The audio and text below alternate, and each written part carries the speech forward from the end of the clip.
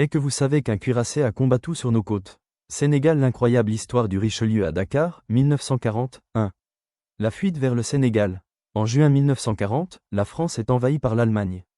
Le Richelieu, qui est alors le cuirassé le plus moderne et le plus puissant d'Europe, n'est pas encore tout à fait fini. Pour éviter qu'il ne tombe aux mains des nazis, il quitte Brest en secret et fonce vers Dakar. C'est le navire le plus lourd jamais vu dans le port de Dakar. 2. L'attaque surprise des Anglais, opération Catapult. Le 8 juillet 1940, les Britanniques, pourtant anciens alliés, ont peur que la flotte française soit donnée aux Allemands. Ils décident de neutraliser le Richelieu. L'acte de sabotage, des avions anglais décollent du porte-avions Hermes et lancent des torpilles. Le dégât, une torpille explose à l'arrière du Richelieu.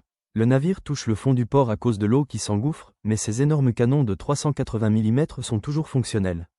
3. La grande bataille de Dakar, 23 au 25 septembre 1940, c'est le moment le plus intense. Winston Churchill envoie une énorme flotte britannique devant Gorée pour forcer Dakar à rejoindre le général de Gaulle.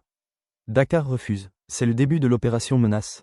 Le duel de géants. Le Richelieu, bien que coincé dans le port, utilise ses canons comme une batterie de côte. Il tire sur les cuirassés anglais Barham et Resolution. Le miracle, le Richelieu subit des tirs, mais il réussit à repousser l'attaque. Les Anglais doivent battre en retraite. Dakar reste sous contrôle français, Vichy, pour le moment. 4. Le retournement de situation, 1942, après le débarquement des Américains en Afrique du Nord, Dakar change de camp. Le Richelieu rejoint enfin les Alliés, mais il est abîmé. Il part à New York aux États-Unis pour être réparé et modernisé. Les Américains sont choqués par la taille de ses canons. 5. La gloire dans le Pacifique, 1944 à 1945, le Richelieu ne reste pas en Afrique. Il part combattre les Japonais dans l'océan Indien et le Pacifique. Il participe à des bombardements en Indonésie, Sabang et en Malaisie. Il est présent lors de la capitulation du Japon à Singapour en 1945.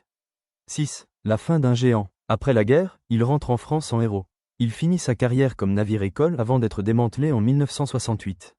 Aujourd'hui, un de ses immenses canons est exposé à Brest en souvenir de sa puissance.